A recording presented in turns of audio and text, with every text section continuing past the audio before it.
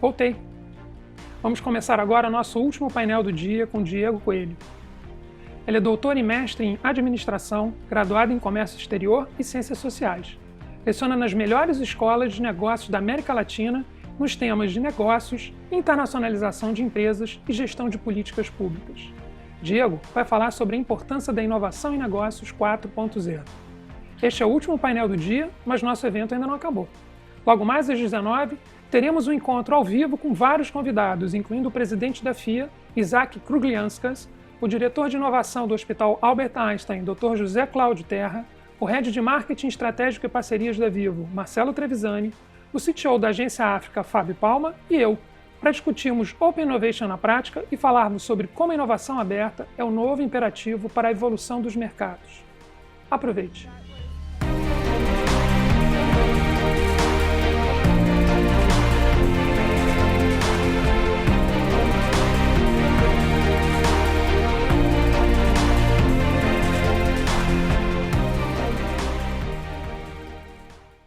Seja muito bem-vinda e muito bem-vindo ao Open Innovation. Eu sou Diego Coelho e trago para vocês aqui algumas provocações sobre a inovação na indústria 4.0. Aliás, você já sabe o que é a indústria 4.0? Mas para explorar um pouco esse conceito, o que seria inovação dentro desse conceito de indústria 4.0, eu quero antes colocar para vocês algumas questões muito importantes para a gente pensar o mundo de hoje e essa realidade dos negócios, que ela é imperativa para que você consiga se posicionar muito bem no mercado de trabalho. Quando falamos de indústria 4.0, inevitavelmente deve vir à sua cabeça um monte de inovações tecnológicas. E isso faz todo sentido. Afinal de contas, nós estamos falando de nossa capacidade de criar e disponibilizar no mercado um monte de coisas que servem para não apenas facilitar as nossas vidas, mas a própria organização econômica. Mas de onde vem isso? Isso vem do que nós chamamos revoluções industriais. E o que são essas revoluções? Quando falamos revoluções industriais, nós estamos falando em mudanças abruptas no paradigma tecnológico da sociedade. O paradigma tecnológico de uma sociedade nada mais é de como a gente consegue, a partir de uma base material tecnológica, ter uma forma de se produzir, uma forma de reproduzir bens, de prestar serviços, de conseguir fazer a economia a partir de determinados insumos, materiais e outros fatores. O que acontece? Na primeira Revolução Industrial, se você se lembrar dos seus estudos do ensino médio, com certeza vem à cabeça a máquina a vapor, o início da mecanização. Vocês imaginam o que era uma máquina a vapor e a mecanização para um processo manufatureiro, de você sair do artesanal para o manufatureiro, um impacto gigantesco. Não apenas nos ganhos de produtividade, mas nas possibilidades para se produzir em massa, posteriormente, entre outras coisas. Inclusive, a segunda revolução industrial, você tem a energia elétrica. O processo de mecanização, ele ganha contornos e dimensões gigantescas e aí sim, a gente começa a racionalizar o processo produtivo muito pautado naquela indústria que você conhece como a indústria da produção de massa, da redução dos custos, da racionalização do trabalho. Lembra-se disso?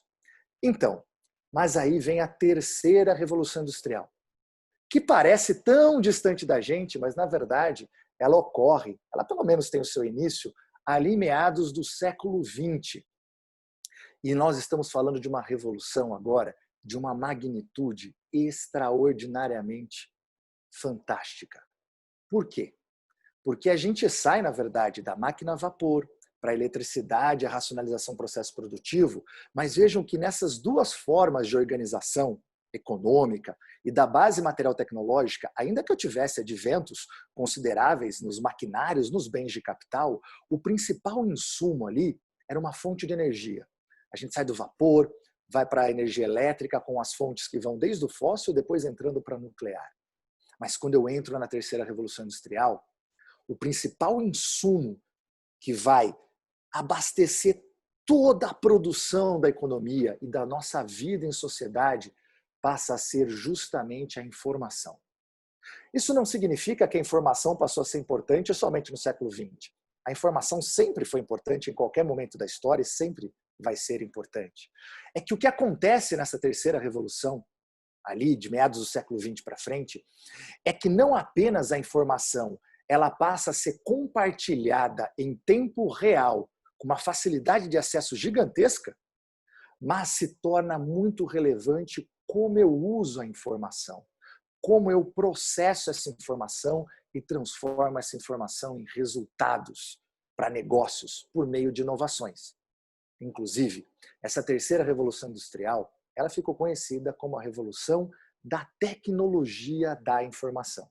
Não preciso falar para vocês, acho que todo mundo pensou de imediato na internet. Aliás, a internet, que vem ali no final dos anos 90, de maneira mais massificada, é justamente um dos maiores símbolos dessa terceira revolução industrial.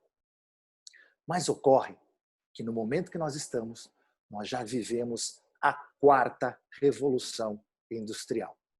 E o que seria essa revolução? O que ela muda em relação à terceira?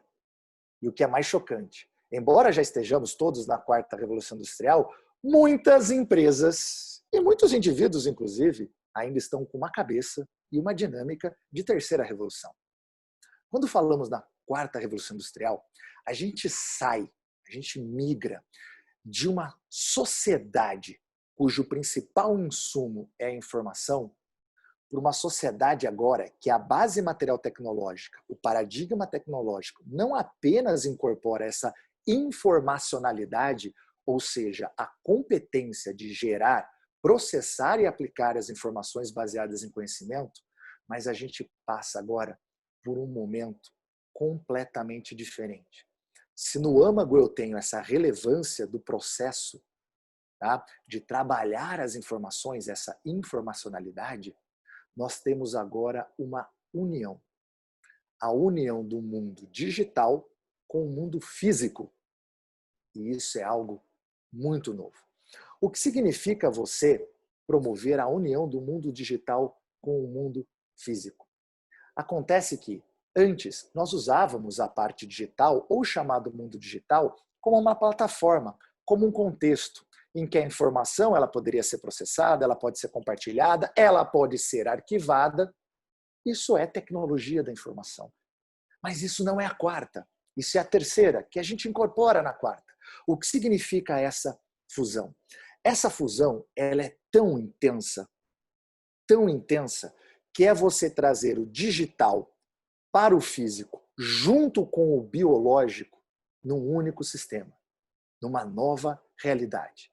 Exatamente. Eu estou associando o digital com a realidade offline, física, e o biológico também. E é justamente nesse contexto que surge o conceito de indústria 4.0. Aliás, esse conceito ele surgiu na Alemanha, primeiramente na Alemanha, e surgiu como um projeto justamente de atentar para essa união do ciberfísico com o biológico e trazer isso para a realidade manufatureira da indústria. Aliás, a Alemanha é um locus que você poderia esperar muito bem esse tipo de reflexão e de planejamento, afinal de contas, é um país altamente industrial, não sei se vocês conhecem, é um país que possui segmentos industriais de máquinas e equipamentos, de precisão, muito avançados. Então, faz sentido ter nascido lá. E o que eles queriam com isso? Como eu trago inovações tecnológicas que vêm aí no esteio da terceira para a quarta para melhorar os processos manufatureiros, principalmente para dar um salto extraordinário nos ganhos de produtividade dessas indústrias. E aí, as principais inovações e adventos tecnológicos que são associados a esse processo manufatureiro, talvez você conheça. Nós temos a manufatura aditiva com a impressão 3D, IoT, a internet das coisas, inteligência artificial, ok? Big Data, análise dos dados, tudo isso numa convergência tecnológica para transformar a manufatura avançada numa manufatura inteligente. E o que significa isso? Significa o seguinte, e essa é uma grande novidade dessa quarta revolução. Você começa a descentralizar a tomada de decisão dos gestores da manufatura para a própria manufatura. Conseguem perceber o salto extraordinário que a gente dá nesse processo? Por quê? Veja bem, lá na segunda Revolução Industrial, que a gente já tem a eletricidade, a gente já começa com a linha de montagem móvel, nós vamos falar da produção em massa, nós tínhamos uma racionalização do trabalho muito grande. Aliás, um empresário muito típico, simbólico desse momento, que a gente chama até de um empresário schumpeteriano, fazendo referência aqui a Joseph Schumpeter, da destruição criativa, é um Henry Ford. Mas vocês vejam que naquele período, para quem aqui é de gestão, nós também temos estudos, a própria administração surge como área num caráter mais científico, de tentar olhar o seguinte, como eu racionalizo esse trabalho, como eu torno esse trabalho mais eficiente, pensando em todo o processo de como ele faz. Então, o que eu tinha? Eu tinha gestores que desenhavam, inclusive estudando os tempos e os movimentos de todo o processo produtivo, ele desenhava a melhor forma de se fazer, colocava isso num protocolo e os funcionários assim seguiam. O que acontece? Se não há ganhos de produtividade, o problema está na decisão daquele gestor. Quando você vai para a terceira revolução industrial, com a tecnologia da informação, a competência de conseguir gerar informação, processar e analisar essa informação e aplicar em estratégia de resultado dentro das empresas se torna o principal diferencial de competitividade das empresas para a lucratividade. Mas ainda você tinha o quê? Você tinha um gestor, um tomador de decisão, pensando na modelagem, pensando nos processos, olhando os dados para tomar a decisão. O que eu estou falando que acontece na quarta? A própria manufatura vai tomar um monte de decisões, sem precisar que o gestor faça isso.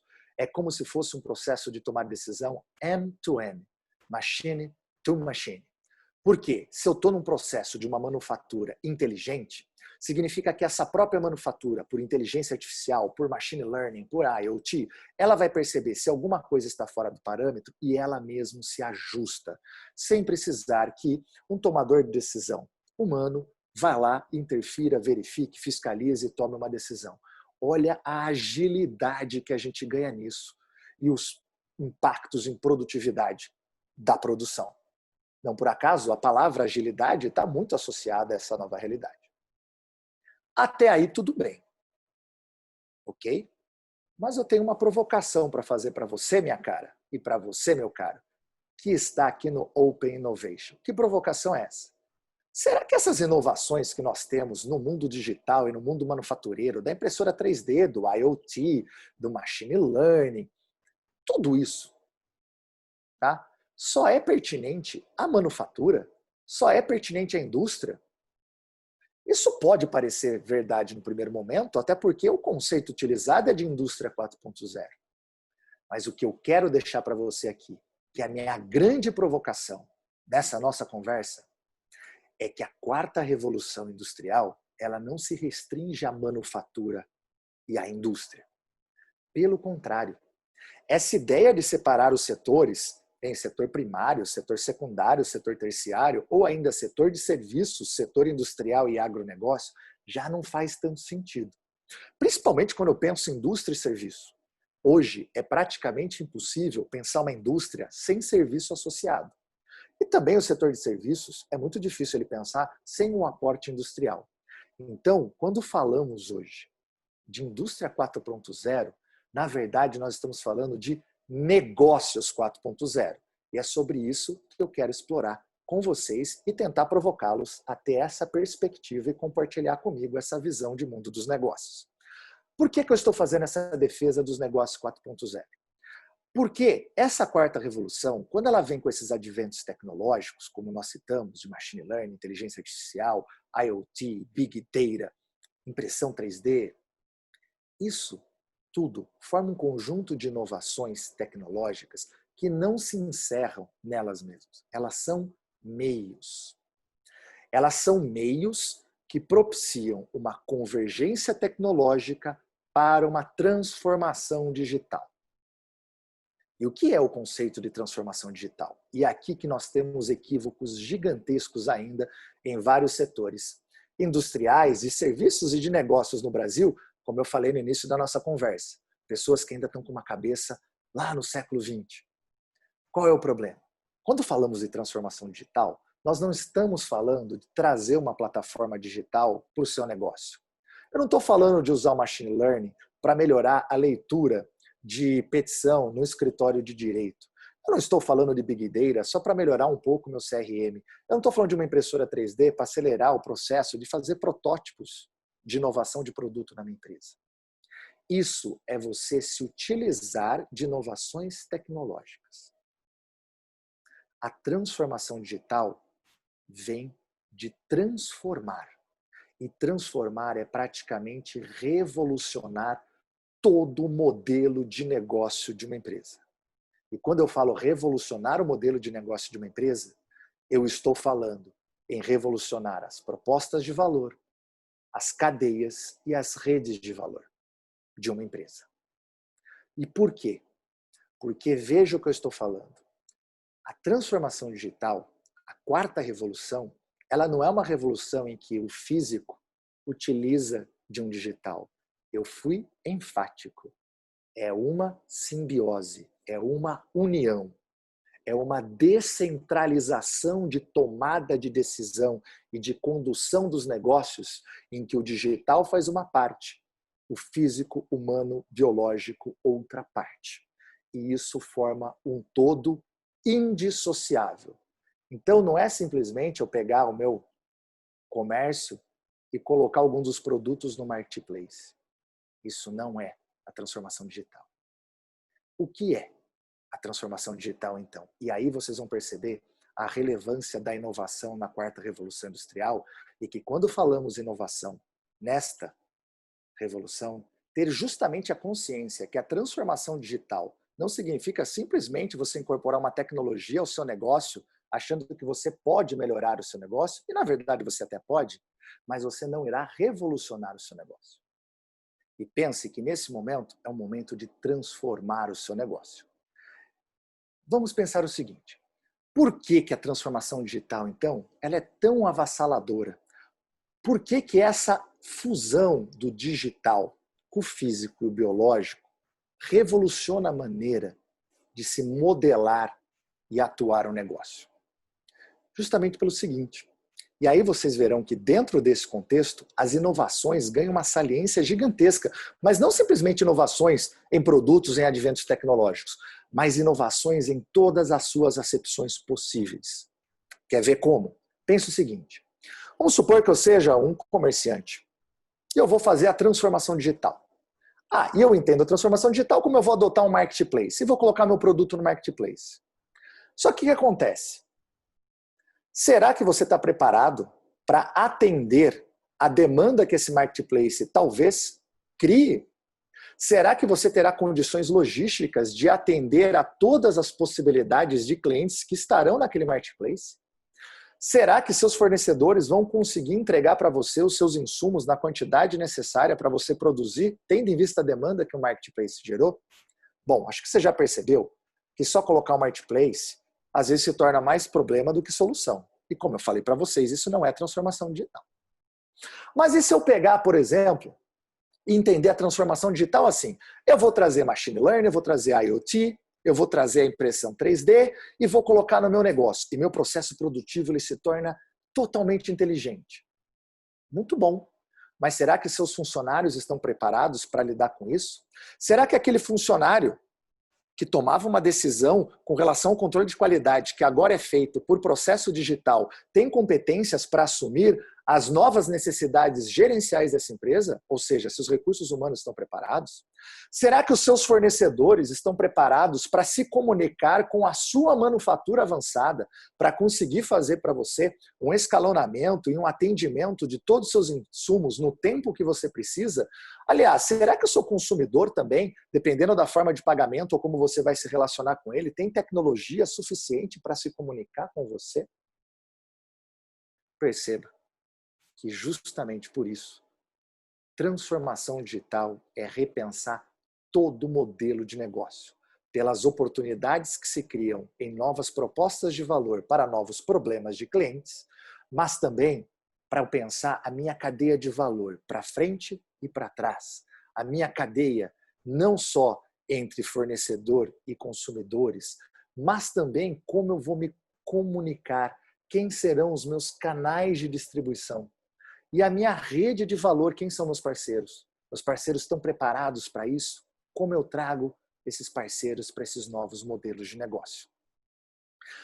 Percebam, então, que a quarta revolução, quando a empresa passa por essa transformação digital, ela utiliza uma convergência tecnológica para revolucionar os seus modelos de negócio, pensando em novas oportunidades a partir desses adventos do mundo digital, mas também uma nova organização da sua maneira de constituir a cadeia e a rede de valor, desenvolvendo vantagens competitivas para se posicionar no ambiente de competição. E aí acontece o seguinte, perceba que as inovações apenas em produtos, elas já não têm o protagonismo que tinham antes. Inovações em processo e inovações em modelos de negócios, em fornecedores, em mercados, onde houver possibilidade para inovação, você precisa estar atento e pensando sobre isso.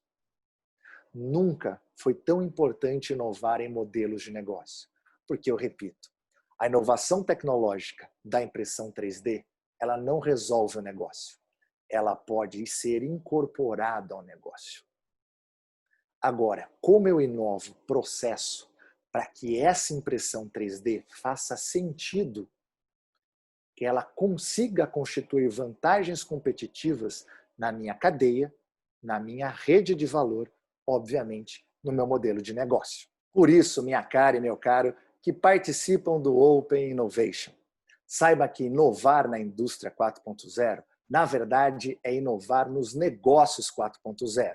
É já de imediato desenvolver uma mentalidade de apreensão, entendimento do mundo dos negócios, que passa justamente para a interpretação de que hoje o digital se funde ao físico e ao biológico, fazendo com que a lógica de funcionamento dos negócios agora tenha suas decisões descentralizadas e que eu preciso utilizar isso a meu favor para desenvolver, elaborar propostas de negócio que tenham o quê?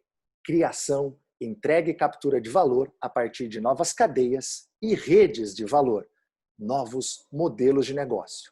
Mas será que você está preparado para esse mundo?